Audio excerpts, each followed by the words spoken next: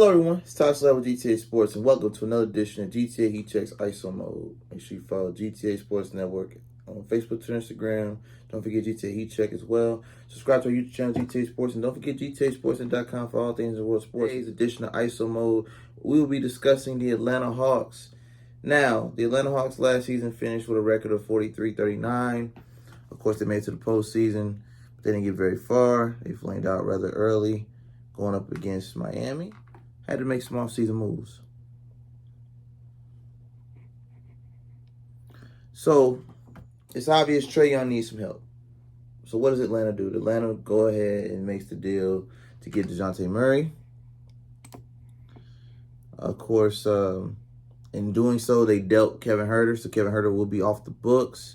So you're getting picking up a $16.5 million contract for this upcoming season, and 14.5 is leaving. You signed Justin Holiday, Mo Harkless, and Aaron Holiday as well from Phoenix. And you're sending Jock Landale to Phoenix in return to make the money make sense. So essentially, Justin Holiday and Mo Harkless are going to be giving you the minutes in production, at least you hope and project, that Kevin Huerter was giving you. They're a little older, more experienced. Kevin Huerter is only 24. Justin Holiday's 33 and plays the three, as well as Mo Harkless, 29, plays the three as well. Both coming from Sacramento, going to Atlanta on a lower level contract, a $6.2 million for Justin and a $4.5 for Mo Harkless. So ultimately, they move some money around. You lose Kevin Huerter, but you gain basically a bench by sending Kevin Huerter on his way, because he was due to get a big payday coming, because his contract was coming up for renewal. Dejounte Murray's only 26. Obviously, San Antonio made the ultimate decision to rebuild, and they didn't want him to have to go through rebuild. They know that he's entering his prime, and they wanted him to be able to start winning now, so they gave him opportunity to let him go find a team that works for him. He said he wanted to play in Atlanta with Trae Young. Trae Young wanted him. It was mutual. They made it happen. So shout out to Popovich for seeing, okay, the San Antonio Spurs have to reset their roster completely. They sent Lonnie Walker to the Lakers. They sent, obviously, Dejounte Murray over to Atlanta. These are players that are entering their prime years of their career. You don't want to waste a prime player on a rebuild team. It's the same reason why the Pacers sent Domantas Sabonis to Sacramento, and reports coming out that they're going to ship out Myles Turner before preseason. I don't know who's going to pick that contract up and where he fits best due to he stays injured every season with Myles Turner, but keep your eyes open, because there is always a possibility that Clint Capella could find his way out of Atlanta if Myles Turner is on the board, since his former head coach, Nate McMillan, is the head coach of the Atlanta Hawks. Don't put it past them to make a reach and get Myles from Indiana down to Atlanta. I actually think Myles Turner would fit rather well with this Atlanta Hawks team. As of right now, you have a free agent in John Collins, and we don't know if he's going to resign or not, who plays the 4 stretch 5. Clint Capella, who is up for an incentive but most likely won't get it due to his production dropping off a little bit. You still got some money, so you got to pay him still, because you acquired him via trade out of Houston. So he got a little bit of an extension from Atlanta, so they're paying him. But don't be surprised, they can move that contract. It's not too hefty. Yeah, I could definitely see them moving that contract. Of course, they moved Kevin Huerter. He'll be going to Sacramento in the Justin Holiday, Mo Harkless trade. DeAndre Hunter's still there. They drafted him, so he's still on the rookie contract. He's not going anywhere.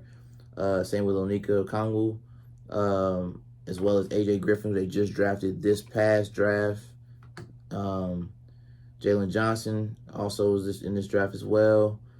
And yeah, ultimately that's just that. You sent your center that you acquired via trade and Jock Landale to Phoenix when you got Aaron Holiday out of the free agency, so that they just sent him just to move some money around and free up some money in the cap. Where do I see Atlanta going this season with this roster as it stands right now? Now, this is depending on what you do with John Collins being a free agent, as well as Clint Capella coming up on an expiring contract, and he is tradable. He is on the market. Atlanta's ceiling is rather high because you're giving Trae Young a relief because Dejounte Murray needs the ball in his hands, so it'll definitely take some shots away from Trae, but also conserve his energy in the fourth quarter. So there is a potential there to make this one of the most dangerous backcourts in the East easily if they find their footing before All-Star break, working together and playing together. You're looking at a potential dark horse in the East. As competitive as the East is, everybody's expecting the Bucks to make a full bounce back this year. Philly's still making moves. I'm going to do definitely doing an ISO mode on the Philadelphia 76ers. It is in my list. It's going to get done. Stay tuned for that because we do got to discuss some of the pickups they had. I'm not going to do it this video because this is dedicated to the Atlanta Hawks. But Sixers, I'm coming for you next. Note that. So you look at the Sixers, they're going to be expected to go back and make a playoff push, championship or bust, essentially, because you don't know how many years you got left with Joel Embiid. Last year was his first full healthy season in a long time. He didn't get hurt until the postseason, and he played through injuries. So, I mean, durability and availability is definitely a thing. James Harden has to come back in the best shape of his life this postseason. But, again, so you like I said, you got the Bucks, you got the Sixers. Celtics may have a drop-off, as I mentioned on the podcast with Antonio Turner. Check that out. Heat check. They're going to fall a little bit, but they got Malcolm Brogdon, so their fall might not be too bad. It may drop from, say, the 1 seed to maybe 3 or 4. They might be within the top 5 still. And don't sleep on Miami. Pat Riley has developed a winning culture in Miami for over 20 years. We're talking about decades of hard work, grind it out, no excuses, make it happen. You still got Jimmy Butler leading the team. You lost PJ Tucker to Philly, which is another reason why we're going to get into that, because that's a vital piece that you lost. But you did re-sign Victor Oladipo. You also re-signed Caleb Martin as well. So again, you got a lot of potential threats in the East. I would not sleep on the Atlanta Hawks, mainly because Trae Young, on his small frame, has carried this load and carried it well, considering. Nate McMillan, great defensive mind. I just hope that once this team finds its identity and secures it, that he doesn't get fired, because we've seen it in the past when a team gets good and really develops and gets into their prime years of success, the black head coaches get fired or released or not re-signed. Something comes up, there's rumors, everything. Like, I just don't want to see another great black head coach build a potential contender that could actually make a deep run and be official dark horse for the season and get fired. We've seen it with Dwayne Casey winning Coach of the Year in Toronto, getting fired, and the very next season, Nick Nurse comes from the G League, the Toronto 905, and goes and wins the championship with Kawhi Leonard and Kyle Lowry. So and then of course you got the infamous Mark Jackson, builds Golden State to what it is today, gets fired due to some internal issues with the front office. They bring in Steve Kerr. You got 4 championships in 8 years. It's again, you see it happen so many times. I just hope that Nate McMillan can overcome the huge obstacle and challenge of being a black head coach in the NBA. But with this current roster that you're bringing back in, I do hear rumblings that Bogdan Bogdanovic might be gone. I hope they re-sign him. He is a free agent, so hopefully they got the money to pay him with all the moves that they're making. But I do got a feeling they're making these moves in the event that a team, that he obviously he may find a team that fits a little better for him. But hopefully they'll bring him back. They're going to need him as a 3-point threat. I like him on the Atlanta roster. I hope they can return and run that back at least one more time. Give him a deal. Secure the bag.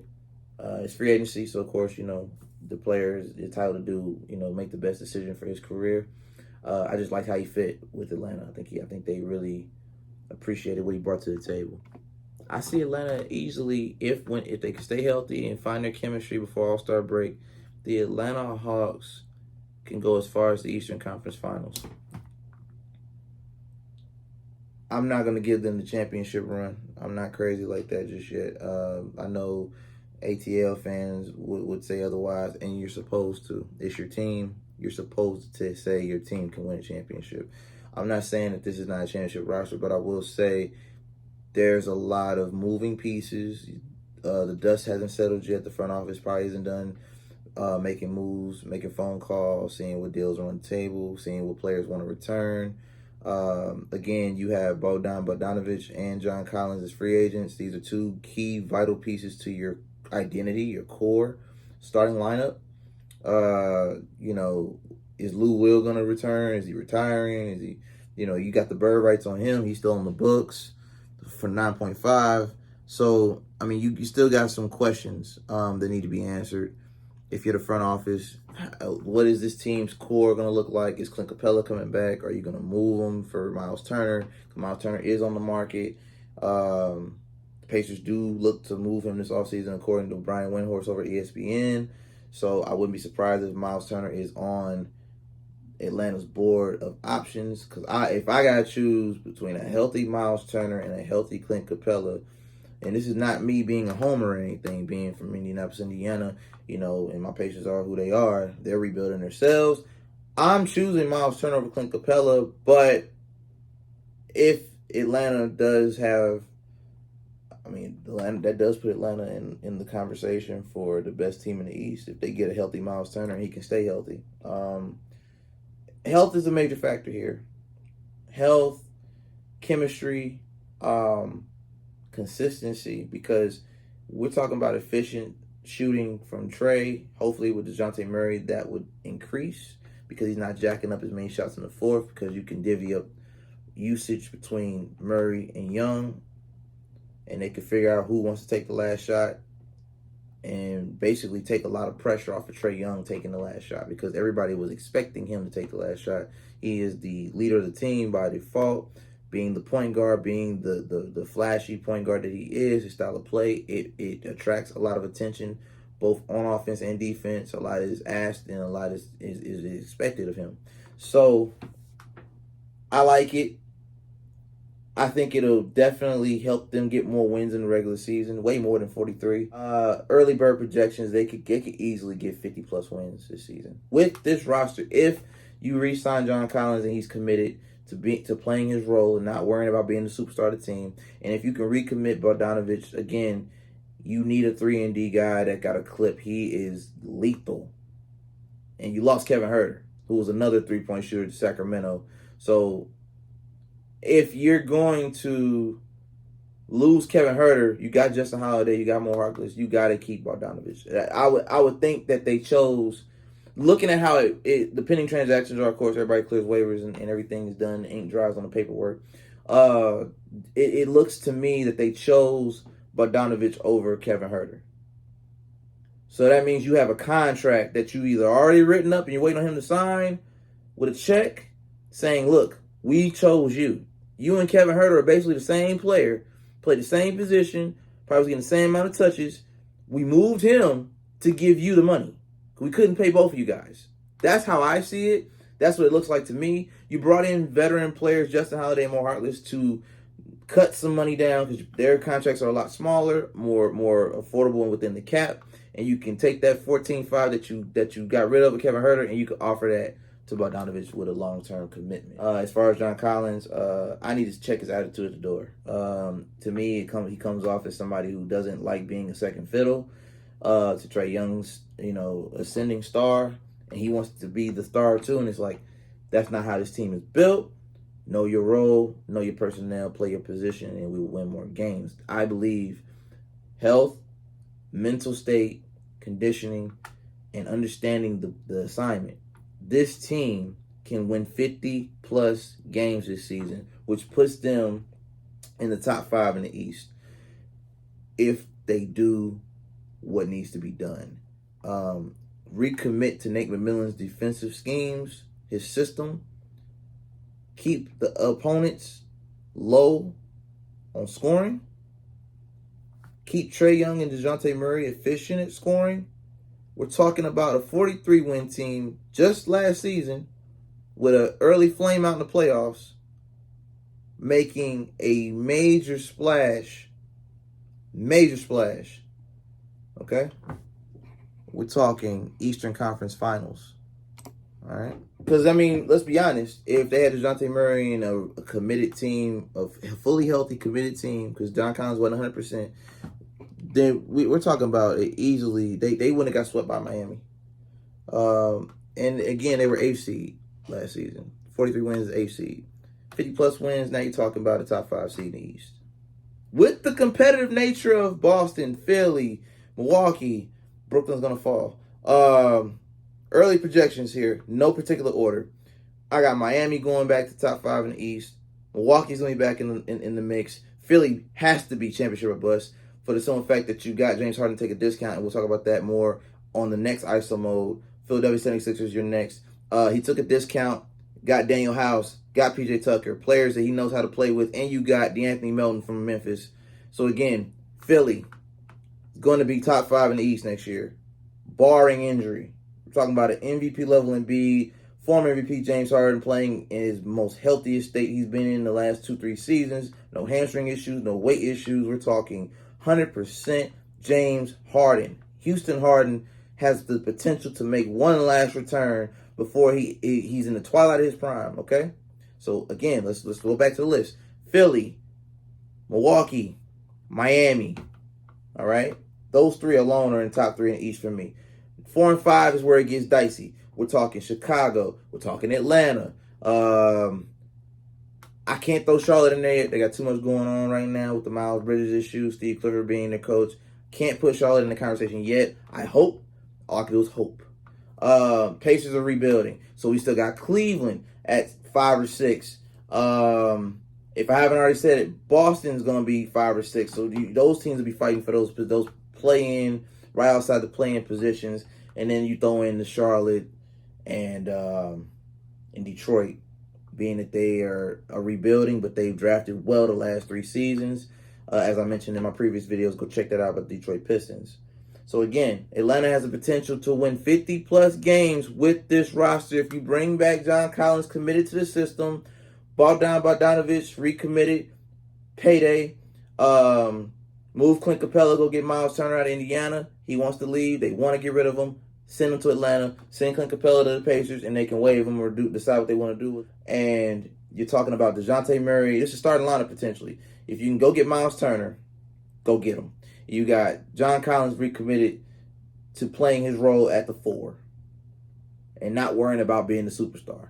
You got Bogdanovich at the 3 and D, right? Dejounte Murray at the 2, catch and shoot, make plays, create his own shot. And then you got Trae Young leading the offense with a Nate McMillan defensive mindset first, offense second. Shut down the opponent, get your buckets, and be efficient. Take less shots, play smarter. Atlanta goes from 43 wins and a 4-1 flameout against Miami to a potential Eastern Conference dark horse. You hearing it here first. Early bird projections, the Atlanta Hawks are a current potential dark horse. This is GTA Heat Checks ISO mode. It's Ty Slatter. Make sure you follow us on Facebook, Twitter, Instagram. Subscribe to our YouTube channel, GTA Sports. Don't forget GTASports.com for all things in the water sports. It's Ty Slatter with GTA Sports. Until next time, take care.